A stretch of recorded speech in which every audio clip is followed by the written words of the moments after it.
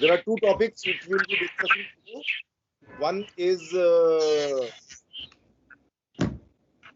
film publicity, that is the topic A. The second one is the film distribution. So, sir या mic off करा लेते हैं सभी का, तो आवाज नहीं गूंजेगी उससे। तो आप लोग अपने जो जिसको बोलना होगा वो बीच में ऑफ करके ऑन करके बोल सकता है, so that you can mute your conversation, क्योंकि चिपिंग विपिंग ये सब सुनाई दे रहा है। Look like you have many birds around. Okay. Arindam, everybody. Okay, fine. So, topic is basically film publicity. You make a film and nobody knows about your film, so it is of no use. So we'll begin with how the film publicity used to be in the 70s. Then we'll move into the 80s and then 90s and post-internet. So there are basically, we can divide post-internet and pre-internet, basically, if you ask me. So primarily, we'll start with when the film is ready. First thing is there used to be something called trailer. In 70s, if you ask someone, how do they come to know about the film? Basically, it used to be various steps. One was the trailer of the film, which you will see only in the cinema hall, not on the television, because television was only Doordarshan, and there was no option to show your trailer of the film on the Doordarshan, and it was very expensive also. So radio was one mechanism. Radio was very popular in those days. I'm talking about the 70s. I still remember myself. I used to have my small radio, and many films publicity I have heard on the radio. Sholay was one film which was very strongly publicized on radio.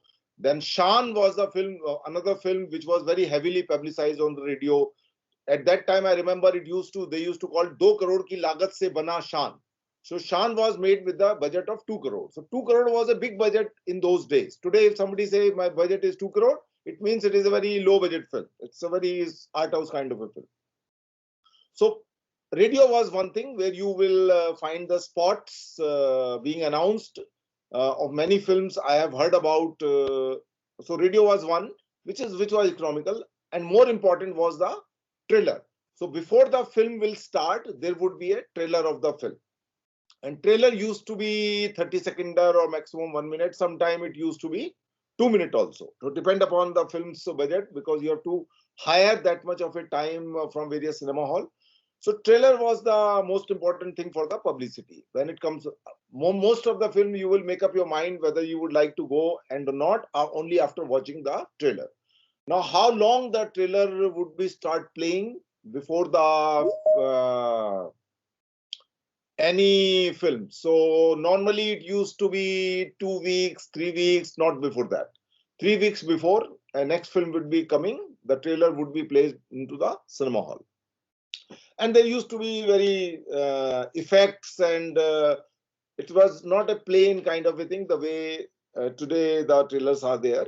Not all kind of trailer, but there used to be various special effects in the trailer, zoom in, zoom out, action happening, this happening, that happening. So if you watch any of the trailer from 70s, you will get the idea how the trailer used to be.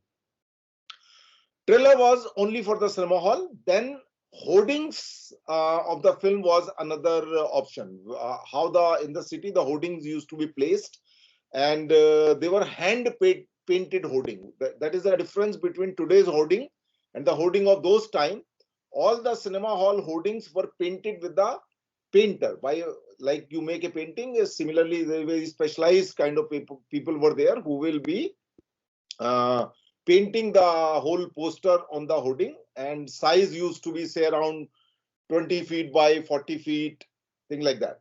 So hoarding were mainly displayed on the site of cinema hall and not all over the city. If you like today, the difference in the hoarding is all over the city you see the big hoardings of the flex material is there today. Those days hoarding were only on the cinema hall, not everywhere in the city. So very rarely you will see, if a place is very important, maybe in a city like Delhi, which is big city. Delhi, Bombay is always considered as a big territory. So maybe 2 or 3 places you will see the hoarding of the cinema hall, but hoarding were only meant for the cinema halls where the film is going to be released. So how about the whole city?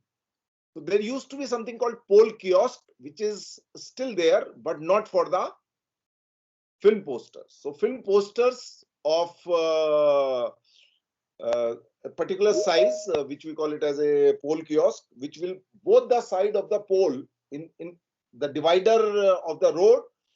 In between the divider of the road, there used to be, which is still there, the lights to light up both the side of the lamp, but both the side of the pole kiosk would be used for the film posters. So film posters were the major form of publicity in terms of visual.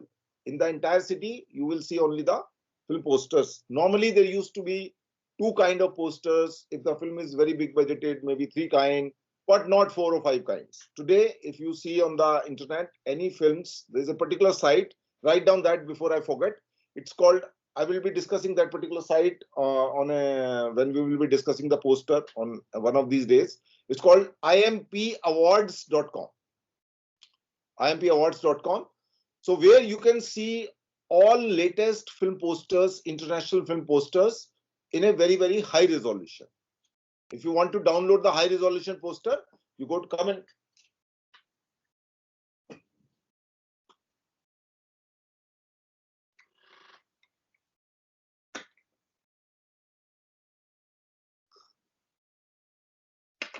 Okay. So if you want to download the high resolution poster, you could download from this site called IMP Poster, IMP Awards, IMP Awards poster. There, the advantage is also that if you want to find out who is the company who has made this poster, so there you could see the company's website also. So if you want to find out who is the company who has made this poster, you can figure it out from there also. So posters are important part even today. But earlier, if you ask me what was the major source of information or source of publicity for the film, it was basically the film posters. Radios for the small town also, because bigger cities, people would be able to afford the poster. But small town also, there used to be posters. It's not that small town will not have a poster, but radio was another mechanism which was equally popular.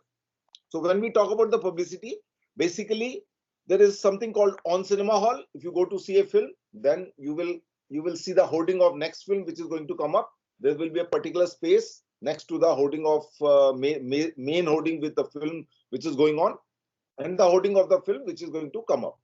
Now the hoarding were done in a very, very decorative manner. It's not just a simple painting. Sometimes you will see a cutout of the lead actor. You will see a little bit of glittering over there. So these hoarding were not very simple. Depend upon the how big budget film is there. There was a decorative style of the hoardings. That itself could be a documentary on the subject, that how hoardings were done in a different manner. The painting style would remain same, but still the cutout of the lead hero would be little up, out, made of the, say for example, wood, which is pasted on the hoarding. So there were different styles of the hoarding. But as I said, the basically hoarding, trailer, radio jingles, and the pole kiosk for the posters. There used to be another kind of poster we call them 4-sheeters. So what is this 4-sheeters, 6-sheeters?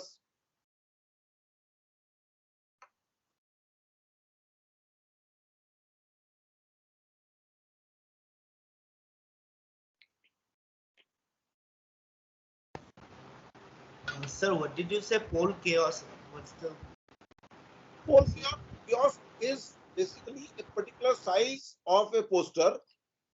Like when you enter into the craft, right? Just moment you enter in the steps, left side, there is a small flex is being displayed about the craft film school. So that is the size of the pole kiosk. And there would be a permanent kind of frames on which variety of poster will be pasted through gum. We call it as a gond or lehi. Lehi was the one particular thing which is very cheaper and is easy to stick to that. So lehi were used to paste these kind of a thing, and there were people who will do only this job. Even today also there are specialized people who do only this job. So they are fixed on the pole is fixed, frame is fixed, only the poster would be replaced. And every area is being bought by certain distributors. Suppose my film is going to be released. So I would contact with the owner of those pole kiosk and then I would pay the rent. So today, for example, for a month, if you wanted to in Delhi, if you want to put up a poster on the pole kiosk, it will cost you 2,000 rupees for one pole for a 1 month. So it will be huge expensive. In those days, it was not 2,000 definitely. It was maybe 400, 500 or something like that. So pole kiosk, trailer, jingle, radio jingles. And when you go to a cinema hall, there used to be something else. Something like the way you have seen in your classroom, a printout of 8 by 10 of the various stills from the film.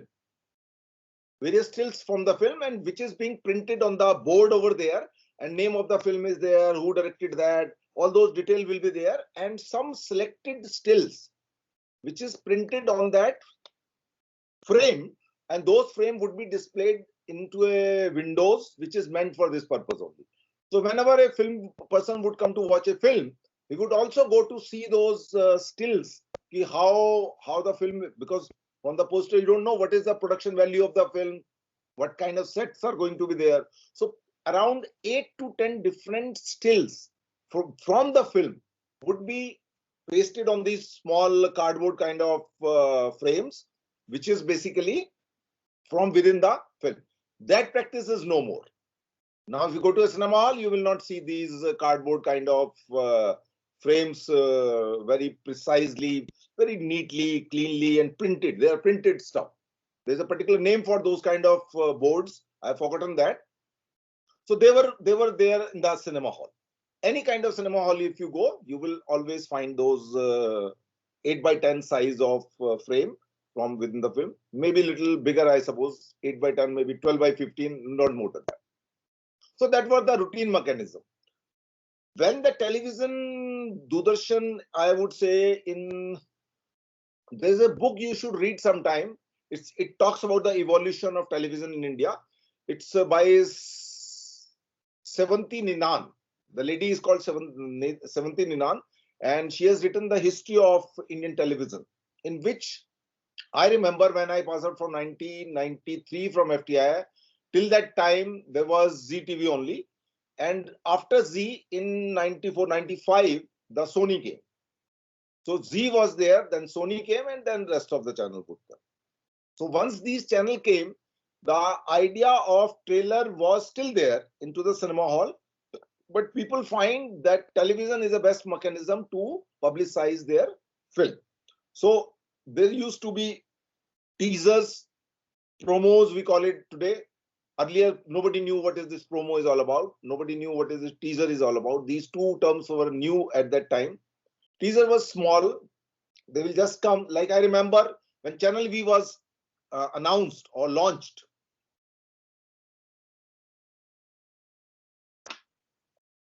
So all over the city in Bombay, you see a black poster where it says V is coming. Nobody knows what is this V is coming. So it was a teaser. So it gave a little curiosity to the people what this V stand for. Almost for a week, this V is coming was there, and we were curious what exactly this V was. So completely black, pitch black poster where big V is there and is coming. So a teaser is something which is smaller duration. It gives a little more curiosity. You don't disclose each and every information. You disclose something which is very, very important. So this teaser business also came into the videos later on, not only just for the launch of a television channel, but also for the film. So teaser were there for 10-seconder, just to give you a little bit of a glimpse of a particular actor or maybe a particular something which is very, very special from the film. And then it will follow with the promos. So 3 to 4 kind of promos are there. Now, editing a promo is a very, very specialized job. I have interviewed roughly around 7 to 8 editors, and I always ask this question. You have edited the film, so do you believe that you should also edit the film? And the normal answer is no. Why? Because you have to detach from the film. And then you have to see the film very objectively, When you have worked on the film for 6 months or 1 year, then you get attached with the material, you get attached to the certain shot, you have a personal liking for few things. But somebody who is not connected with the film, if he comes and if he edits the film, then it will be a very objective point of view. Recently, I was reading a book called Blink of an Eye.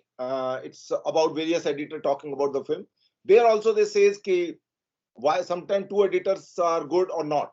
So that's a separate topic. But editing promos is a very, very specialized job. Editor of the film normally don't do. Normally means out of 10 films, 9 films, editor of the film will not edit the promo. Promo will be edited by someone else because it is driven by different mechanism. One of the mechanism is publicity. One of the mechanism is business drive. Promo should be able to attract the people to bring it to cinema hall. That's the basic purpose of the promo. Not just the information, but they should get interested into a film. So what kind of shots would be required? What kind of, so there's a whole lot of discussions are there. There are specialized people like Vinny Padda. There's a guy called Vinny Padda. There are two people basically. Vinny Padda and some other Padda. They are the people who edit the big budget film promos. They just edit promos only, nothing else. They don't do anything else. They have specialized into this genre of editing the promos. So promo editing is a specialized job done by people who are not the editor of that particular film. He could be editor of some other film, but he will not be editor of that particular film which he want to cut the promos. As I said, normally people who edit promos, they don't edit feature films. They don't. They might be doing something else, music videos and ad films, but normally they are specialized kind of people who are only into the promos. Every time they have 6 to 7 promos to be cut. So that's one thing. So promo become very, very important. And when the internet came, there is one particular kind of advertisement. Google works in a 2 level. One is the search in a keywords. You search into Google, you say, for example, film high resolution film poster. It will give you a few links about various sites where you can find it. Maybe they have high resolution or not, but that is called keyword search. And there's something else which we call it as a display ad, which is a banner basically or displayed on any website. If you go to any website, any kind of website, you will always find a vertical leader. We call it as a leaders. Then there's a horizontal banner. There are small size, square size. There are a variety of size, around 8 to 10 size, which Google give you an option to make your advertisement, which is a visual ad. I'm not talking about YouTube. Remember, I'm simply talking about a visual ad, which you will see on any website if that website has the option of showing the Google ad. Suppose you go to the Craft Film School website, you will not find any ad. Why? Because my website is not meant for generating revenue through advertisement. But there are 70 or 80% websites which are being created just to generate the revenue by showing the advertisement of Google. So these display ads of various films became more popular because A, they are economical. They work on an impression basis. Suppose if I make 4 kind of visuals of my film, so vertical, horizontal, small, square, and if I want to target people only to show my things on the film websites, connected with film, song. Suppose you are watching, you are downloading some song. It means you are interested in the films. Suppose you are downloading a poster, you are reading about an actor, you are reading about an actress. So anything connected with film, any website which has some connection on the film, and if that website has this possibility of AdSense, we call it as a AdSense.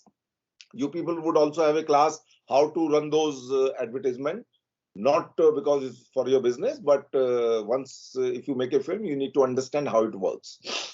So that works on an impression. What is the meaning of impression? It means number of times a ad would be shown into variety of sites. So I could bid my advertisement on, say for example, 50 paisa per impression. Means whether you click on that ad and come to my website, it doesn't matter. You have seen that thing over there on any website, whether you are downloading a song or you're downloading a poster, reading about some news connected with films. So anything which connected with films, for example, I can target that. I say, no, I don't care for the films. Anyone who is between the age group of 18 to, say, for example, if my film is about youth, is about romance, for example, so I would target between people who are 18 plus 25. So I could select an age group. Anyone, whether he is a commerce graduate or doing whatever he is doing, he's maybe interested in film or not, I would target. So it is a very, very specifically targeted marketing.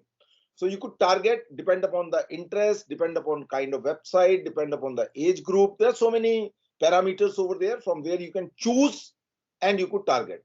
And this is very economical. You could keep your budget of 10,000 rupees a day, 20,000 rupees a day, 30,000 rupees a day, which is still very less, I would say, because the huge number of people, your film would be publicized, because wherever you would go, you would see that particular advertisement going on over there, provided I have targeted those kind of website. So this is a mechanism which everybody should learn, either yourself or you hire someone else who's a digital. Today, every distribution company have a team of digital marketing. They call it as a digital marketing, in which there are various mechanisms in which they will publicize about the film. But the most effective and most important is the one which I just told you, is the Google display ad. We call it as a display ad, in which variety of banners, square size, vertical, horizontal, because every website has a different format. You could show vertical, you could show horizontal. There are different size. Around, I would say, 12 different options Google would give you to make your creative of your film, which they would show it at the various website. So this AdSense become very important. Then obviously Facebook is another mechanism by which you could target. Facebook advertisement is also depend upon your liking. Similar way. See, there's a major difference between Google versus Facebook advertisement is Facebook ad which you are seeing over there depends upon your liking. What kind of things you have been liking, what kind of thing you have been writing on your, if you use a word film, if say for example in last 2 months, if you have used the word film on any of your posts, which means your interest is in film, right? If you have used the word song anytime when you're posting something, or if you are liking something, if you go and like the button over there, whatever, whether it is that heart thing, whether it is that simple liking, 3-4 different kind of liking is there. So Facebook would figure it out that this is your area of interest, and accordingly it will show the ad to those people. So film poster or film hoarding or film, we call it as a banner. Banner is a better word in the Google language. So those film banner would be shown to various people. Also, Facebook owns the Instagram. They're the same domain company which owns both the thing. So when you are publicizing your film on the Facebook, you could also publicize on the Instagram. You can choose both or you can choose one. The choice is there. There's a mechanism by which you need to figure it out when you are making your ad, what exactly you want. You want the lead to be generated, or you just want the people to look at it and like it. And there are different objectives. So when you are making a ad, you have to choose the objective. What is your objective of making that particular advertisement? Suppose I am running an ad. I do not want people to come and like and go. I want people to fill up a form. So my aim is lead generation. I want people's email, mobile number, which course they want to join in craft, or they want to join for FTI coaching. So there is a particular form in which you go inside, you choose the course, and automatically it will fill up the details from the detail which you have filled up while signing up for Facebook. You could choose, you need to fill up the detail about yourself, and those details will be automatically filled into the form, and then you say submit. So my aim is lead generation. But if you are making a film, you don't want the mobile number and email addresses of the people. You just want your banner of the film or your ad of the film should be seen to the people. That is your objective. So when you are making the ad for Facebook or Instagram, you need to choose the objective and then you would accordingly you would be charged. So if it is a lead generation, the charge will be high.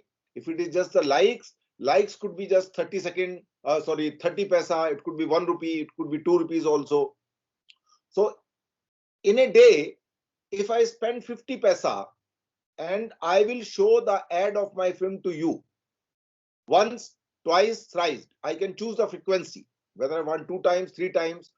So once the internet came, Facebook and Google advertisement will become very, very popular.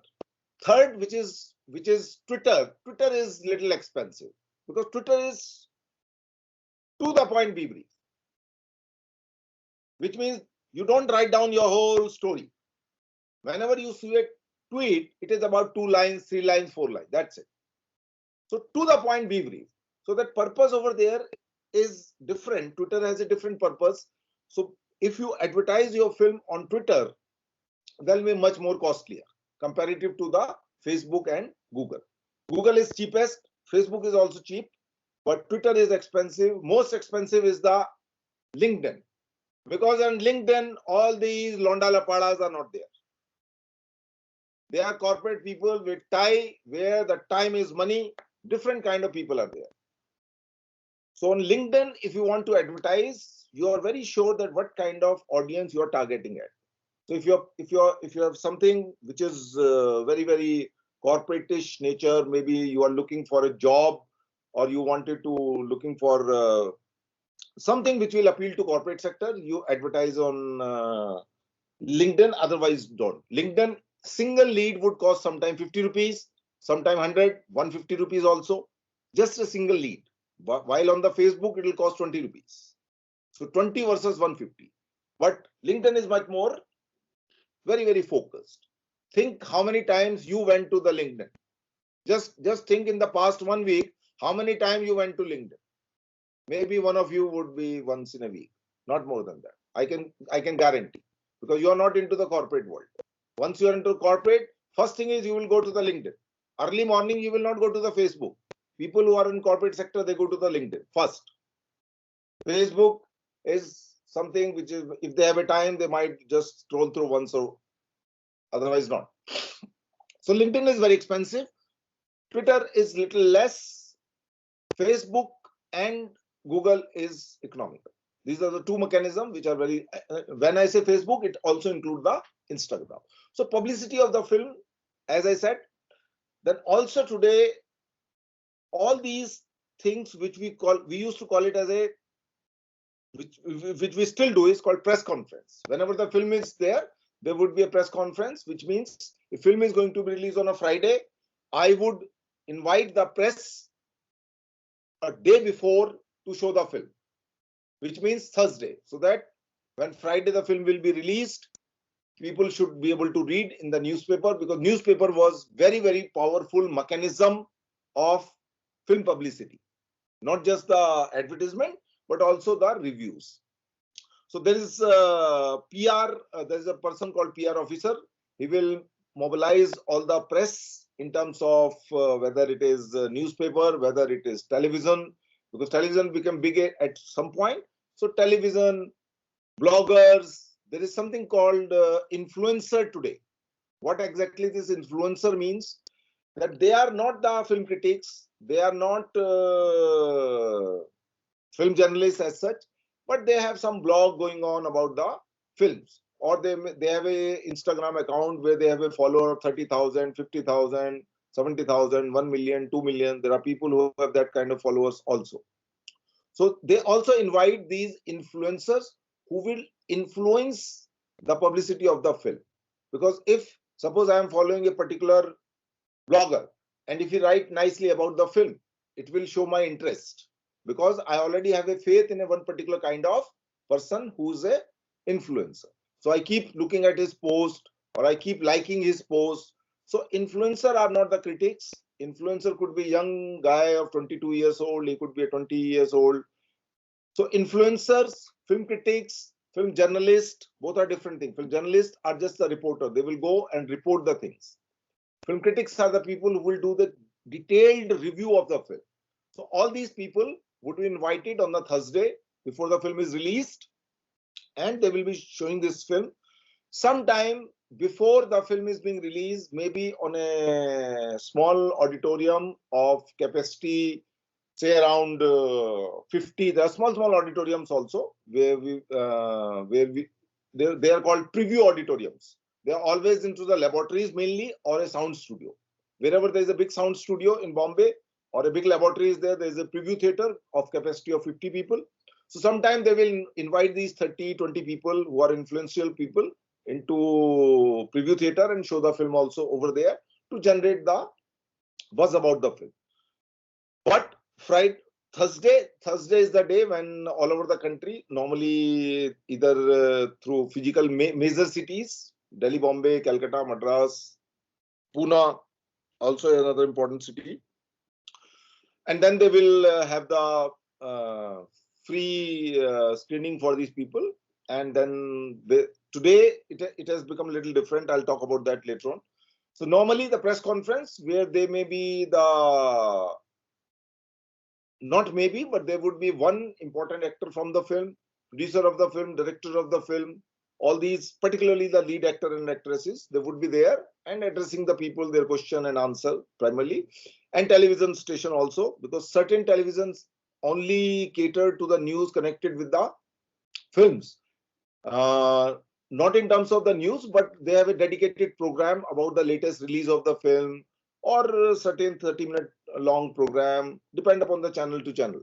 So those kind of people, so the person who is handling the PR of the film, he would take care of whom to be invited, whom not to be invited, who are the people who are influencer.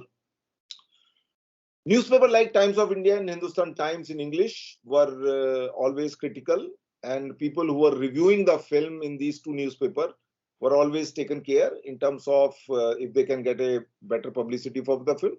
But people like Khalid Mohammed, they never cared. If you see their reviews of the film, you will see what they're talking about.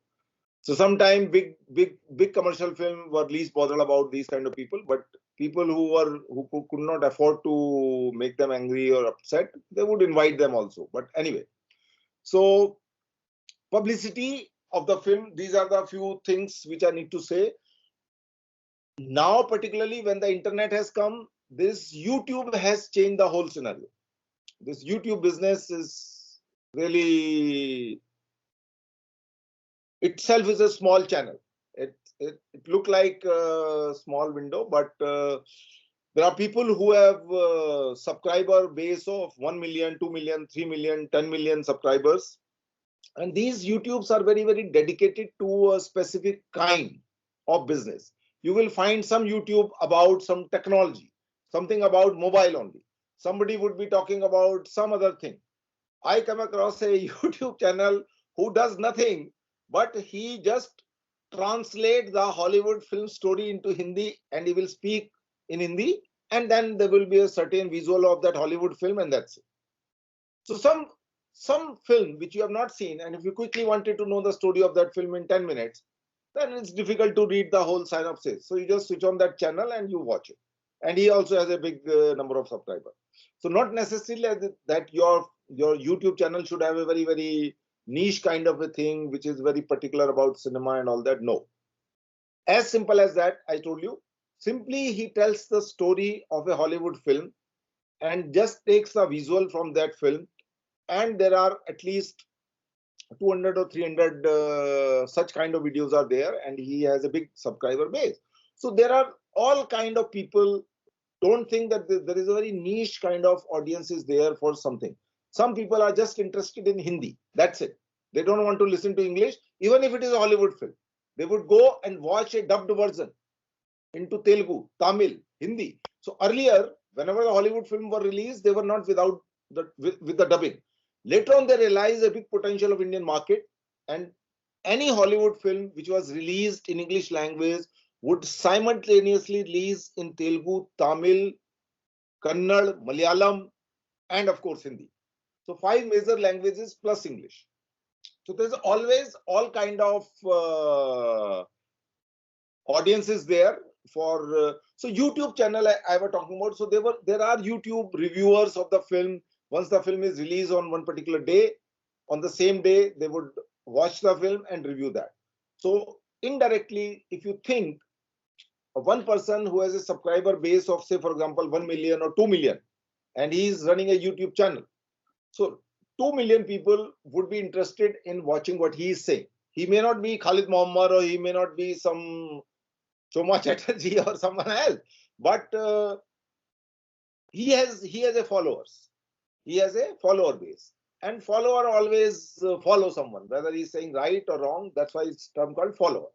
So at least there will be some opinion, there will be some buzz about a particular film through YouTube channel. So YouTube channel, we call it, again, they also fall under the category of influencers. So YouTube channel became very big, and you would be surprised that I have seen from my own eyes somebody earning $7,000 sitting in India by running a YouTube channel on something very specific called food. He is a food blogger. $7,000. Calculate now, multiply by 75. So you can imagine 4 lakh plus. 1 week, I'm not talking about 1 month. 1 week, $7,000 by just running a YouTube channel on food blogging, street food. That's it. So you have to find your if you are a little snob and you say no, I want to do this and I want to do that. There are people who are just, and they're popular people. There are meets for these bloggers where huge fan following is there of those kind of people. They will come over there all the way. Suppose today is a Sunday, for example, people would go on Sunday also at 10 o'clock or 11 o'clock in the morning to meet those people who are the YouTube blogger. So YouTube is one of the influencing mechanism even for the film, because there are people, as I said, they run only the YouTube channel connected with the film. So when you think of the publicity of the film, it is equally important to invite these people for the film to review.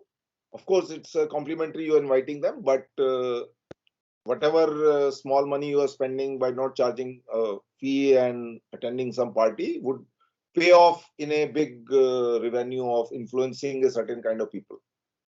So YouTube is one of the most important, I would say, much more important than newspaper. But it does not mean that the Hindi belt particularly the as I say, UP Bihar, there are certain newspaper who are very, very influential in those regions. Somebody who's from Bihar, for example, there's a particular newspaper called Prabhat Khabar. And first time when I heard about that newspaper, because I knew someone, his article got published over there. So I said, where is that article? He said, in Prabhat Khabar. So that's how I come to know. Prabhat Khabar is one of the respectable newspaper from Bihar, Jharkhand area. So even if nobody is bothered about Prabhat Khabar in Delhi, if you ask someone, ki, "Arey, Prabhat Khabar ka bhi padha hai?" Kaun sa khabar? Nobody knows about Prabhat Khabar. They know about Times. They know Dainik Hindustan. But these two newspapers are much more popular in certain belts, but there are pockets where a local newspaper would be much more important. So when we talk about the publicity, we also take care of these local newspapers. That's why there is a PR officer required, because he is the person who will be knowing in Hindi belt, if it is a Hindi film, for example, what kind of newspaper are important, what kind of news channels are important, who are the people to be invited, and they charge, I would say, to begin with, it could be 10 lakh rupees, it could be 20 lakhs, 30 lakhs, 40 lakhs, 1 crore, just to hire a PR company, for the film. That include both digital as well as print. So this is in brief. So YouTube channel is another mechanism which has become more popular in past, I would say, 5 to 6 years. It was there. I mean, YouTube was there for almost like 15 years. 15 years YouTube was there. But in past 5 years, many people have started their own YouTube channel. Similarly, the Facebook also, there are many people who have a Facebook pages connected or dedicated to the films only. Anything to do with films, people would go and refer to those pages.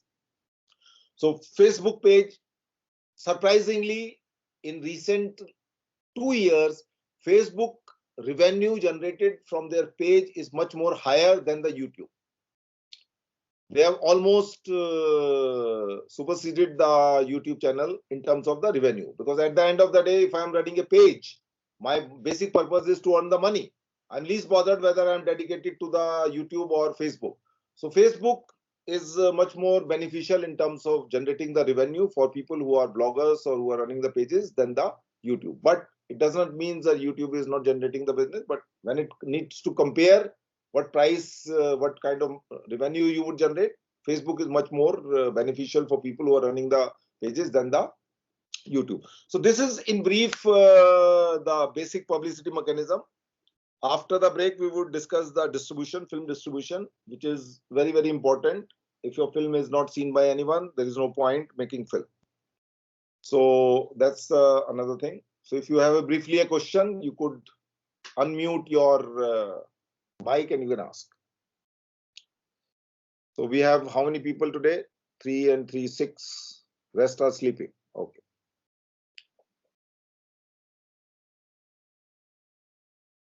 Pradeep, are you there? Or you gone to sleep?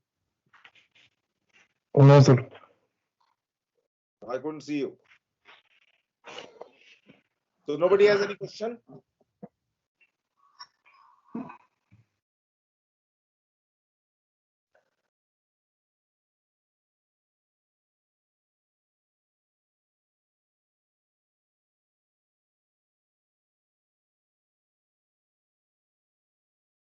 Any of you have ever advertised anything on Facebook or Google? You have advertised. So what was that? Advertisement means paid, not that fokat ka bana ke you post there and tag 100 people. Not that. Google sense पे की थी sir. Google पे किया था. क्या चीज? Targeted audience पे किया था सर, जैसे एज ग्रुप आप बता रहे थे ना. करेक्ट. क्या था जो उसको तुमने एडवर्टाइज किया था? शॉर्ट फिल्म थी सर बस. शॉर्ट फिल्म थी. क्या फायदा हुआ उससे एडवर्टाइज करके? व्यूअर्स बढ़े सर और कुछ नहीं हुआ जाता सर, और वो भी कुछ टाइम के बाद बंद हो गए थे. कुछ टाइम बाद बंद हो गया. जब तक पैसा चला जब तक. हाँ तो वो करना ही. So how one can do it free? You paid it, but how one can do the same thing in free?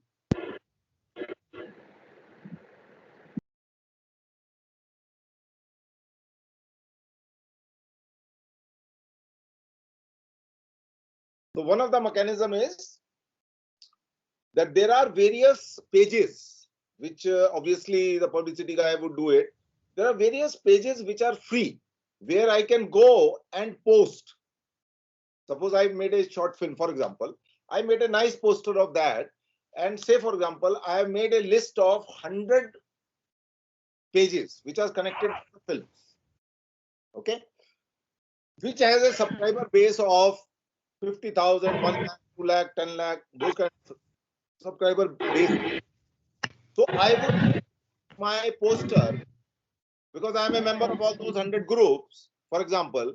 So since I am a member, I can go and post that thing. Not in a 10 times in a day. If you do 10 times, that was spam and you would be blocked. So once in a day, I can do that. Now, if I have done that on 100 pages, and if I have 50 dedicated people, I can email them and say, hey, look, this is a page which I have posted over there. And if they are also a member of it, they can share it. So the same post, which is posted on 100 different pages, which has a high viewership, you would share that on your own Facebook. At least you can tag 99 people of a post. One post, you can tag 99 people at least. If they are, see, the beauty of tagging is that if I don't like it, I can tag, right? So that option is with me. That option is with me. So if I'm irritated that you have tagged me and I don't want, I can go and untag it. As simple as that. Tagging is one of the phenomena in the Facebook where you could just where you can make 3 different kind of design. Out of these 1,000 people you have collected in your list, on an average, you could segregate the 300 people whom you think they are your friend, and at least once in a day you can tag these 99 people. Another post you can tag another 99 people. Third post you can tag another 99 people. Fourth, different design you can tag these another 99 people. So at least in a day, if you have 4 different designs, at least they should look different design. That's why I'm again and again saying, because otherwise it becomes boring. So 4 different designs I could tag to 99 people, and at least that post would be visible on their timeline. That is A mechanism. B mechanism is I could ask certain people to share that thing, because sharing, see, there is an algorithm by which it works. Facebook give more value to a post which is being shared by someone rather than tagged. You got my point? If I tag you to 99 people, this post will be visible. And when somebody comments on it, it will be again visible on his timeline. So if people share that post, the visibility becomes more. If you have a, say for example, 4,000 friends in your list, don't be under the impression that your post will be shown to 4,000 people. No, it will be shown to 200, 300 people who are interacting with you, whether they are liking it, whether you are commenting on your post, or you commented on their post. So there has to be some interaction. That's why if you look into your list of the people whom you know, many of them has not interacted at all for past 6 months. So you never see their post, because they never liked any of your posts, you never liked their post, or you never commented over there. So the people with whom you interact, these 200, 300 people's posts would be shown to you, not 4,000 people which whom you have collected from here and there, and they are in your friend book list, they will be watching your post. So there is a mechanism by which Facebook works. So sharing has a much more importance in Facebook's terminology rather than tagging. So if some people you can call and say, can you share it, or can you, if you can SMS them by putting their name, not saying kindly share my post, you might receiving every day at least 10 messages in which your name is missing. Oh, I have made this video, please share it. Do you share it? No, you never share it. You would share only and only if I say, dear Arindam, hope you are doing fine. I have made this short film. If you like it, kindly share it on your timeline. So when I am addressing you, it means it is not gone to XYZ, like the way you receive 100 or 10 or 5 messages every day. So the moment you specifically address it to someone by their name, chances are that if he knows you well, he would share at least once or maybe twice. So the purpose is being served. So addressing people by name, asking them to share it, it happens. Every Holi, every Diwali, there are 5 festivals throughout the year where I send a message by addressing their name. I spend 30 minutes every national holiday, which is marked 5, not general message. Happy Holi, happy Diwali, happy this. Nobody is bothered about it. Till you address someone with the name, nobody is bothered about it. And you also don't respond if you receive a happy Holi message just like that, or some kind of some sticker or some small some image or whatever it is. So what I need to say is sharing has a much more potential in the eyes of Facebook than the tagging. So that's Foucault mechanism which I have told you. So you need to make a list of important pages connected with films, become a member of that, so that when time comes, you can publicize your own short film or anything which you feel is really worth. That is one of the way to do it in free. Obviously, YouTube channel is another thing. If you can pick up someone who has a YouTube channel, and if you talk about your film, obviously it will go to certain number of notification at least would go. Whether they will watch your film or not doesn't matter. At least the notification would go if they would talk about your short film. So some 2-3 YouTube channels who are important, who are really worth, and around 100 pages you have to find. Sit on the Facebook, figure it out, spend your time and energy. It will not come into a Word file by Naresh Sharma in your email, because nobody sent it to me. I have spent hours and hours in figuring it out. Now you can say, sir, we have given the fees and now at least we must get at least.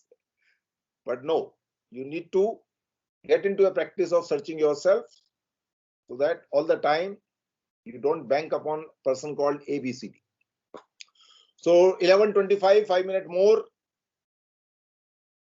before we send you to tea break. In between, I know many of you went for tea, have a walk and came back. But that's the advantage. Hanji, who is missing in the list?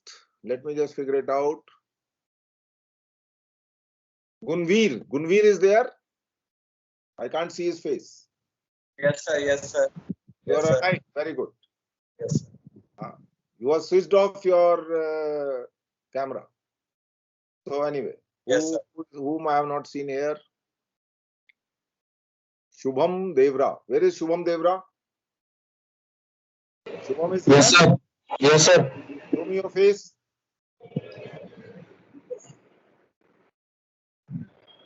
Okay.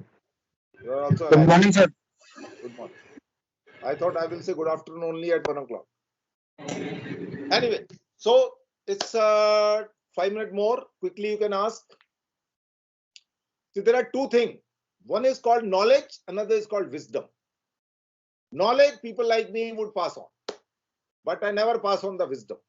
What is the difference between both? Knowledge you can find from any YouTube channel. Knowledge, even if you prepare what I am talking, you can also prepare a lecture tomorrow and give a lecture on it. But wisdom is something which you come to know only by practicing. When you practice something, only then you will understand how it works. Because it is a small thing. It's a very small thing. But once you practice and practice and practice, and then one day you hit, oh, this is the way it is. For example, if you make a new page in the website, and if you want the Google to list it, there is a mechanism to do it. It will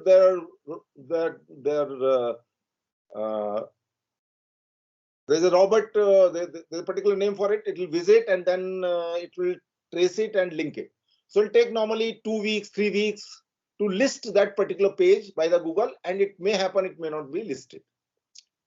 So if I ask you a question, how you can, if you have made a new page in your website and if you want Google to list it as soon as possible, maybe 2 hours or 3 hours, how you can do it? So there's a URL always of the page. Always there's a page and there's a URL of that. So this fall under the category called wisdom. Search into the Google, search YouTube channels, try to find out how you can list your page of your website within, say, for example, 3 hours or 4 hours. So somebody who's an expert, who is doing it for ages, and he understands that better, only those kind of people can tell you how you can list your page, a new URL into the Google within 3 hours or 4 hours maximum. So wisdom comes with a lot of practice. Wisdom comes with a lot of experience. It is not a you pick up a book and you start reading it. That's why some of the seminars in which very high profile people are talking, one seminar cost would be 5,000, sometimes 10,000 rupees. Why? Because those people who are talking over there, they are not talking through a book. They have not picked up a book in the morning and made some notes and come over here and start delivering a lecture. They're talking through experience. And that experience they have paid through their nose. A lot of time, energy they have invested to gain that one sentence, which if you want to learn it, you have to spend God knows how much. So that's the difference. So get into the practice of your own experiences, whatever kind it is. Doesn't matter if you fail, but if you fail and then you learn it, then you will remember forever.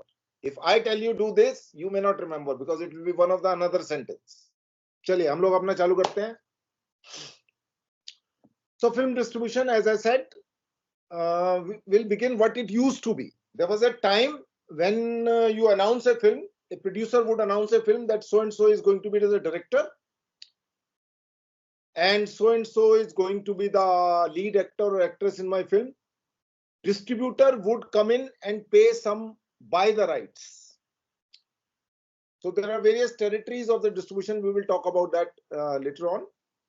So distributor will say, I would distribute your film for Delhi NCR or Delhi UP territory used to be there, Delhi UP, Punjab. These are the different part, not just the one state, but Delhi, UP, Punjab was one of the territories. Sometime it could be Punjab, Rajasthan and other states. So there are 8 different territories for film distribution in India. So once you announce a film and there is a star cast, people would come and pay you the upfront. Which means, suppose my film is, if I say my film has so and so, so there would be 3-4 distributor would be interested. But I may not like to give a film to one particular person. I might give it to someone else. So he would say, okay, I will distribute your film for 2 crore rupees for Delhi UP territory. So he will not give me the 2 crore, but he will give me, say for example, 50 lakhs. It's a upfront fee. And then it is, the deal is locked that for Delhi NCR, I would not, Delhi UP territory, I would not give my film to anybody else. So as a producer, I made 50 lakh from Delhi UP, 25 lakh from, say for example, Rajasthan territory. Maybe from central India, I would make 30 lakhs. Down south, I might make 25 lakhs. But all these 6-7 territories, if I could manage to sell my film, before the film production started, I would generate a revenue of, say, for example, 2 crore or 1 crore. So 50% of my money as a producer is already in place. But that used to be the tradition, no more now. If today my name is Mani Ratnam, then it may be a different ball game. If my name is some other Rajkumar Santoshi, probably it will be a different ball game. But nobody will buy the film once I announce it. People would buy the film only when they see the film, because having a big name is one thing, having a production values, I don't know. Even if film may have Akshay Kumar, maybe a film is of a low budget. You have not spent on the big sets, you have not spent on the foreign locations. So people would read the script, locations, sets, we call it as a production value. So more the production value you have in your film, it would be bought at a higher price. So as a producer earlier, I would be able to generate the revenue by announcing my film and selling the film in advance. So various territories are being sold to different people.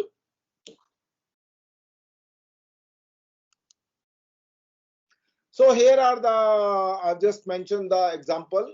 Delhi UP and Bombay territories will fetch higher price. Why? Because they are big territories. There are number of cinema halls are more, and capacity is more, and the price of the ticket is also higher. So in the higher price, what happens? If it is a small town, say for example in Punjab, somewhere in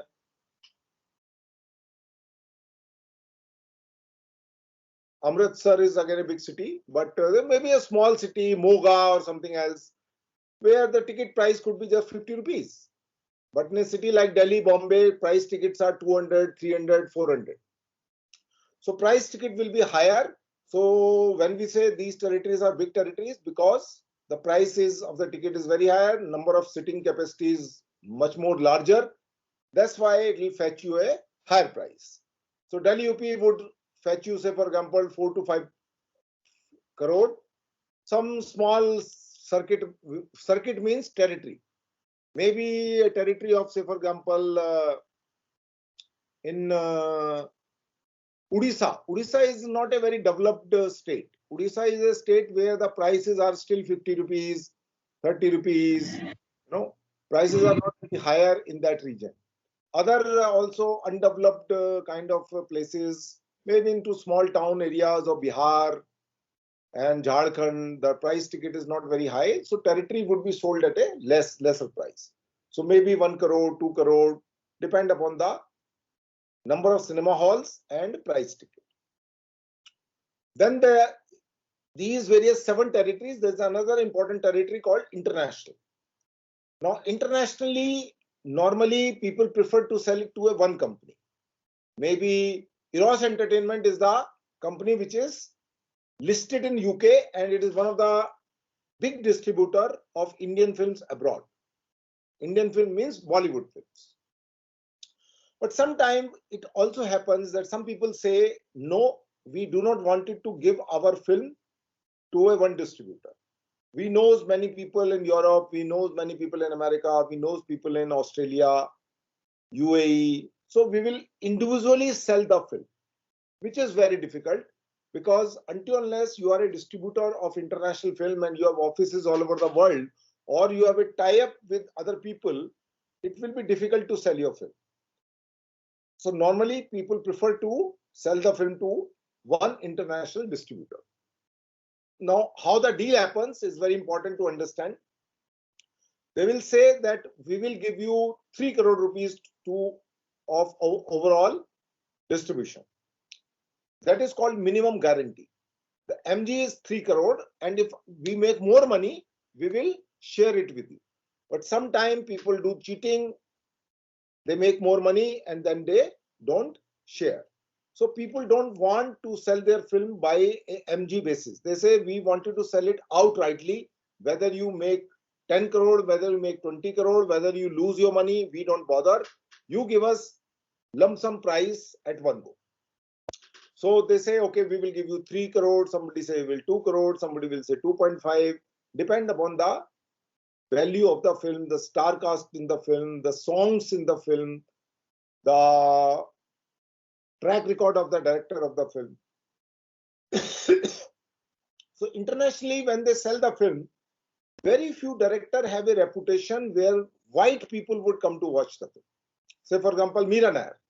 Meera Nair's film, white people would come to watch. But if it is a film by, say, for example, Sanjay Leela Bhansali, white people are least bothered about it. So depend upon the value of the director, whether he is internationally known, whether he is only known into the Indian Bollywood circuit, people would be interested in buying the film, watching the film, if it is an internationally known director or if it is a not non-internationally director. So international distribution is a very, very big thing, and people uses the platform of various film festivals also, like Cannes, Berlin, Venice. If your film is there in a competitive section, then naturally film would be also, it will help. We will discuss separately how you can use the film festival to promote the film. There's a separate topic. So film festival also is one of the platform to launch your films internationally. If your film is premiere in Berlin, Venice, Cannes, it has a much more value than premiered in some other Toronto and some other Mannheim and Locarno, and there are some other reputed festival also, but the value would be little less. So international rights of the film is a very, very big territory. On an average, there was a time when people would be able to sell their rights to 6 crore, 7 crore, 8 crore, depend upon the value of the film. Most of the films which are Bollywood in nature, they would appeal to people who are NRI community. Say, for example, in Australia, there's a big NRI community. In UK, there is a big NRI community. UAE also has a big NRI community. Canada has a big NRI community.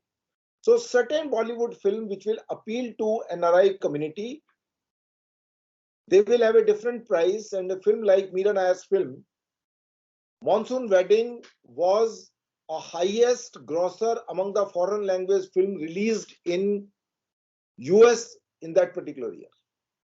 No film could compete with the Monsoon Wedding. There are many foreign language films are released by various directors from all over the world in UK, US. So Meera Nair has a reputation and hence it fetched the highest price in that particular year. If you look into the statistic, you will find out that that film got the maximum revenue in that particular year among the various foreign language films which were released in US. So some people, why? Because the white people come to watch your film, not just the NRI people. It is not meant for NRI people. It is meant for white people also, because certain director has built up their reputations. So international rights are one thing.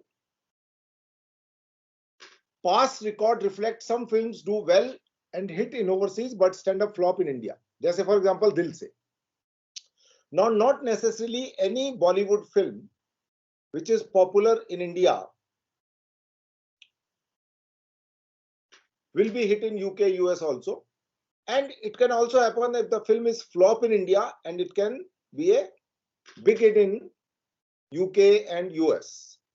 So depend upon country to country. The film could, like Dil Se was a flop in India, but it was a blockbuster in UK. So it can also happen, not necessarily. If the film is not doing well in India, it will not do abroad. Film may not do well abroad and will do it in India. So depend upon person to person. That is also a possibility. Hanji.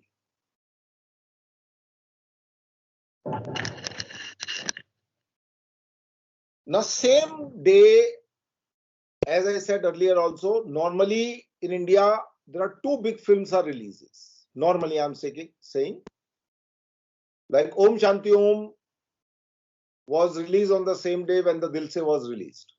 So Om Shanti Om was a big hit while the Dil Se was the flop, though it has the same lead male star cast.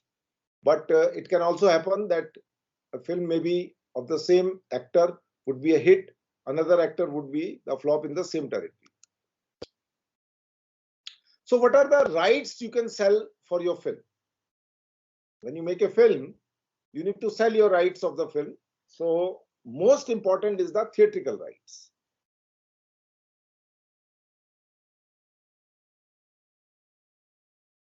When you make a film, particularly I'm talking about Indian territories. So all the 7 territories are being sold to sometimes different people. Sometimes they are sold to one big player. Depend upon the interest people have. But in any case, if I sell it to one person, he will also further sell it to different people. One person do not have that strong distribution network throughout the country. They have a local distribution tie-up. So they will do the tie-up with them, and then they would be able to sell their film in that particular state or territory. So cinema hall is one. Music rights are very important. Even today, though the music is being downloaded from the internet, the biggest harm internet has done is to music. Why? Because there are so many websites are there from where you could download the free music. So this, you might be surprised that a film like Devdas was sold to a tune of 12 crore rupees when the film was made. Because at that time, internet was not that powerful. It was there, it was not that powerful. So if major music is being downloaded from the internet, how these music companies are surviving? This is a question you can ask. How these music companies are surviving? They are still flourishing. They are still big in their own way. So if music is freely available to download, how they are surviving? So free download is only for people like you, me, and others. But if I want to play your song on my YouTube, on my radio station, or on my television program, or there is a caller tune of that particular song.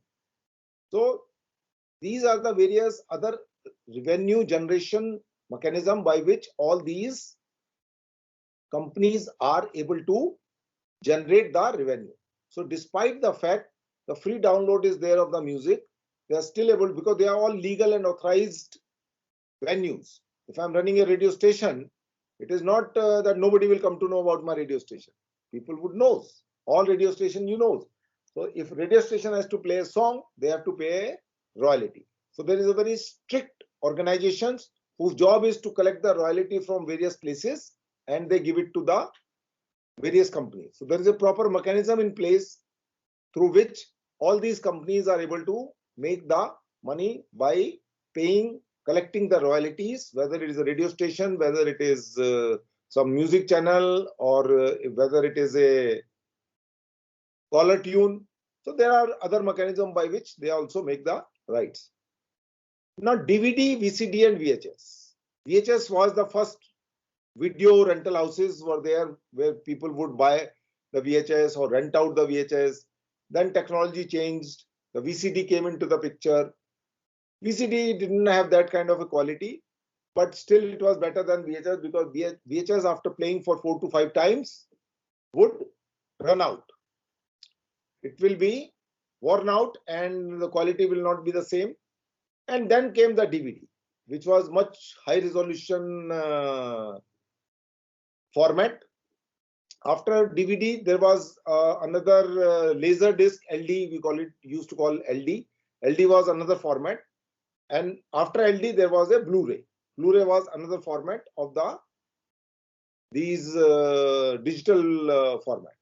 So today VHS, VCDs are out, but DVD is still one of the powerful mechanism. In countries like European countries like Germany, you cannot buy a video once a film is being released. This is a little surprising for you. There was a rental first. So maybe for 2 months, 3 months, Netflix used to be a rental company, whether you know it or not. But this was a big rental company for the DVDs. That's how they grew into the OTT platform later on. So first, you can rent out only the DVD. You can only rent out, but you can't buy. So maybe after 3 months, you would be able to buy the DVD. So DVD was a big avenue to generate the revenue of your film. Country like Germany, people will prefer to have a DVD in their rack rather than just to see the film on DVD. Later on, they will prefer to buy it also. India, they were always a market of rental, not the buying one.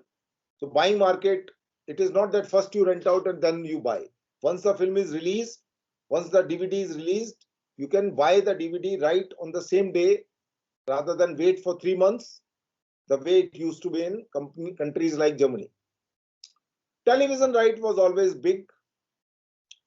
In India, there are 2 kinds of television right. One is the satellite, various Star, Sony, Zee, and then you have this terrestrial territory of Doordarshan. So you can sell your right for one television station, whether it's a Star, Sony or whatever, and there's always a number of years, 3 years, 5 years. You don't sell it forever. So 3 years, n number of screening, 5 years, n number of screening.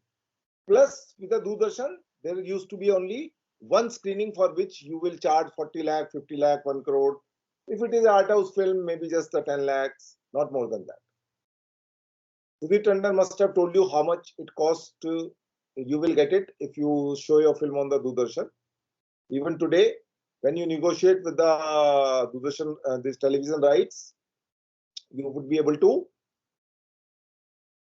sell only one screening for the Doordarshan and separately for the rest of the channel, which will be one, whether Sony or Star, whatever you choose it. Now, it's very important to read the contract when you are negotiating with the rights, because today all these channels are also shown abroad. Zee is also there in the UK. Zee is also there in some UAE. Zee TV is also there. So when you're selling your rights, you are selling only to India, not to the whole world. That is what you need to remember.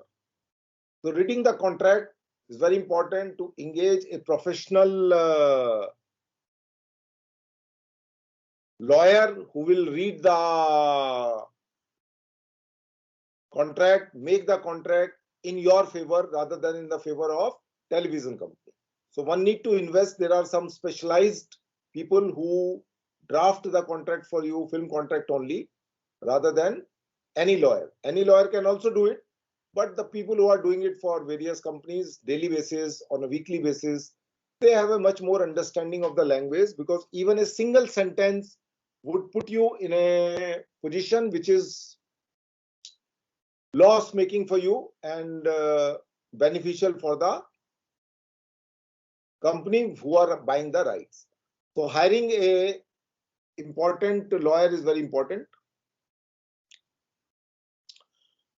How do you know which film has made how much money?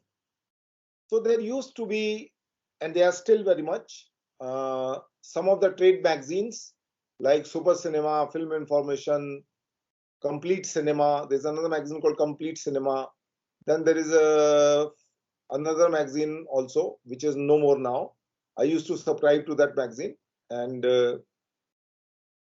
for almost 3 years I used to subscribe. It was a weekly magazine, very expensive, 100 rupees per issue. So this magazine will give you the statistic. Which cinema hall has how much box office collection and what particular show, they will tell you that. So for example,